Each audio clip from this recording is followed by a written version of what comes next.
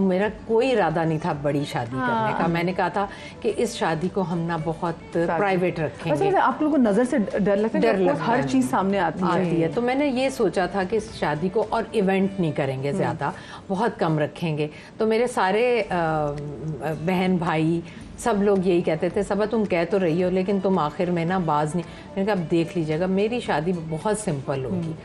लेकिन वो सिंपल रही नहीं, क्योंकि मैं अब पता क्या कहती हूँ मदिया, मैं कोई भी शादी देखती हूँ। परसों हम एक टेलीफिल्म कर रहे थे, माशाल्लाह डांस करने का काफी ईद की टेलीफिल्म कर रहे थे, तो मैं उनको कह रही थी देखिए आखिर में सब माँ बाप स्टेज पर आएंगे ना, हम डांस फ्लोर पर आएंगे, हमने भी डांस करना है ना। कहते आपको, मैंने कहा मुझे आता नहीं है, लेकिन मेरा डांस करने का मकसद ये है कि खुशियाँ सेलिब्रेट करें। आप कैसे भी करें तो आप करें। आपकी शादी में डांस किया था मैंने?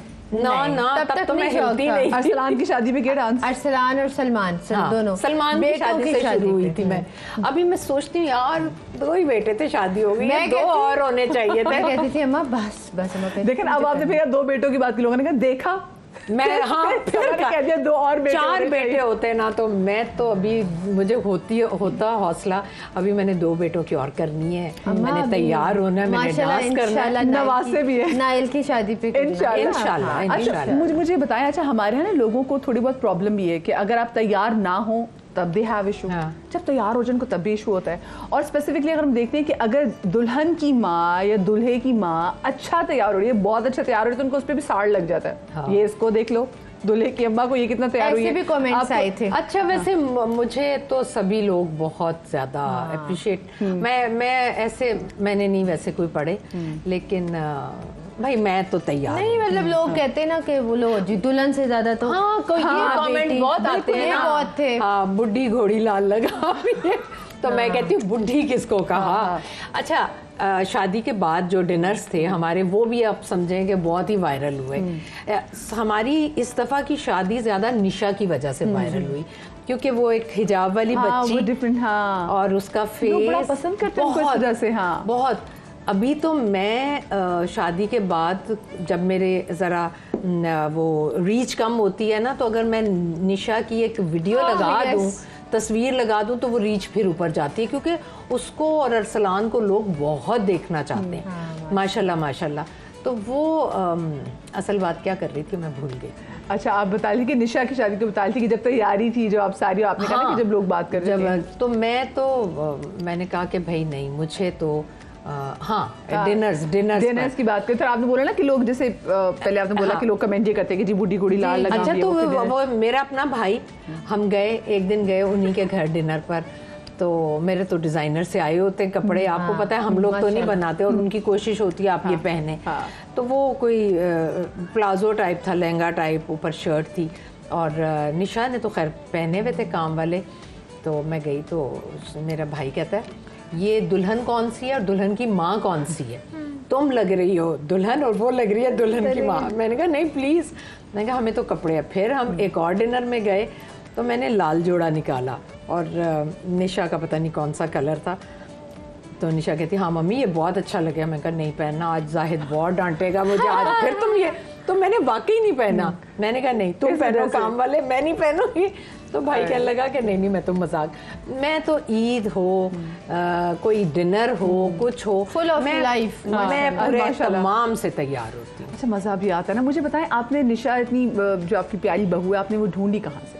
हमारी बिल्डिंग में ही रहती थी और मैंने कभी देखी नहीं थी, और बस उसकी अम्मी भी रिश्ता देख रही थी, तो उन्होंने कहा सबा आपका तो इतना आना जाना है हर जगह, तो कोई लड़का हो तो बताइएगा। तो मैंने कहा कि वो 2-3 दफ़ा उन्होंने पूछा, मैंने कहा मेरे पास तो यही 2 लड़के हैं, एक की शादी हो गई एक ये। कहती यही तो चाहिए। मैंने कहा क्या? कहती यही चाहिए। मुझे इतना अच्छा लगता था, ऊपर नीचे आते जाते इतना केयरिंग है, मेरे हाथ से बैग पकड़ लेता था। तो मैं कहती थी ऐसा ही मेरा दामाद भी होना चाहिए। फिर मैंने अपने बेटे से कहा कि तुम उसने जाना था अगले दिन लाहौर, तो मैंने उससे कहा कि तुम देख लो। अच्छा मैं गई और मैंने निशा को जब देखा तो मैं तो आंखें फटी की फटी रह गई। तो इतनी खूबसूरत, और उसने हाथ में तफसीर की किताब पकड़ी हुई और पूरा दुपट्टा लिया हुआ। क्यूट है बहुत। मुझे वो इतनी तस्वीरों में कुछ नहीं आती, पिक्चर्स नहीं उसकी जस्टिफाई नहीं करती। नहीं करती। तो मुझे इतनी अच्छी लगी, मैंने अपने बेटे को आकर कहा, मैंने कहा बेटा बहुत प्यारी है। कहता माँ आपको हर लड़की प्यारी लगती है, मैं देखूंगा। चला गया। फिर उन्होंने कहा कि चलें फ़ोन नंबर एक्सचेंज करें। फिर इनकी बात होती रही। मैं कुछ 6 माह बाद मैंने फिर पूछा, मैंने कहा बेटा ये ना आप बात कर रहे हो और बाद में मुझे नहीं करनी शादी। नहीं अम्मा मैं बताता। अच्छा वो भी एक्सप्रेसिव नहीं है।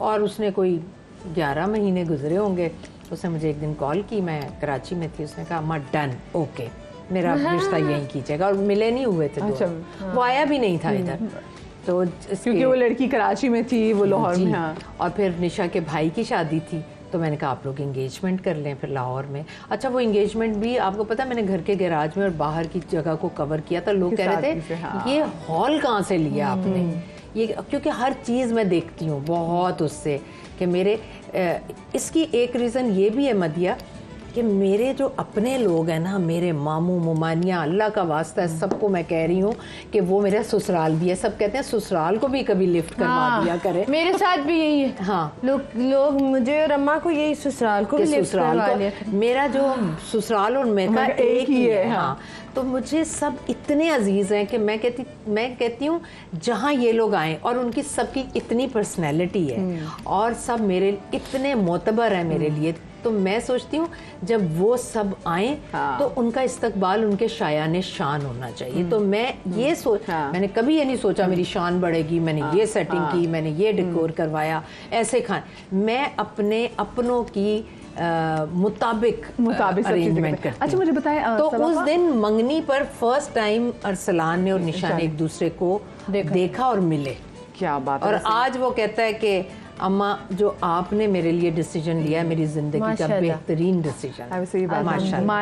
माएँ बड़े प्यारे डिसीजन लेती हैं आपके लिए। मुझे बताएं बहू से दोस्ती होना आसान है या ज़रूरी है, कैसे आप उसको देखते हैं रिलेशनशिप को? देखिए मैं पहले जब मैंने सलमान की शादी की थी ना, तो मुझे लगता है मुझे भी समझ नहीं थी। मैंने उसको इस तरह से लिया, मेरी बहू आ रही है, मैं इससे कहूँगी ये पहने, ऐसे। मैं हमेशा से सादिया को भी ऐसे ही कहती हूँ, लेकिन हर कोई एक अपना माइंड लेकर किसी दूसरी फैमिली में आता है। वो बहुत प्यारी बच्ची है, उसका एक अपना माइंड था, पढ़ी लिखी है, खूबसूरत है, तो उसको मैं कहती थी तो उसको शायद कहीं से लगता हो कि ये मुझे प्रेशराइज कर रही हैं, कि हालांकि मैं मोहब्बत में करती थी। तो वो चीज़ें थोड़ी सी डिस्टर्बिंग हुई मेरे लिए भी और उसके लिए भी।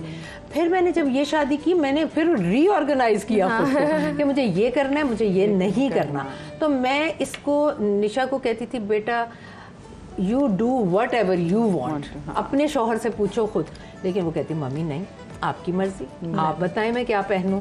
मम्मी ये एक बड़ों की रिस्पेक्ट होती है। और वही जो महीना 15 दिन थे जब मैं उधर थी, तो उसने मेरी मर्जी से पहने, सारी जिंदगी मेरे दिमाग में ये चीज रह जाएगी।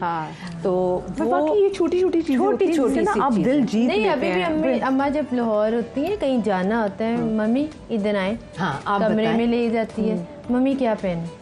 अम्मा कहती है बेटा जो नहीं, मम्मी आप बताएं। अम्मा नहीं होती, मैं होती हूँ तो मुझसे पूछ भाई वो क्या, वो इतनी अप टू डेट है, मतलब माशा नंद भी और सास भी, तो वो बंदा पूछता ही है। मुझे एक छोटी सी ब्रेक लेनी है। ब्रेक के बाद जब मैं वापस आऊंगी तो मैं ये भी पूछूंगी भी ये नंद कैसी हैं, ये भी पूछना बहुत ज़्यादा जरूरी है। लेकिन छोटी सी ब्रेक के बाद कहीं मजा आइएगा।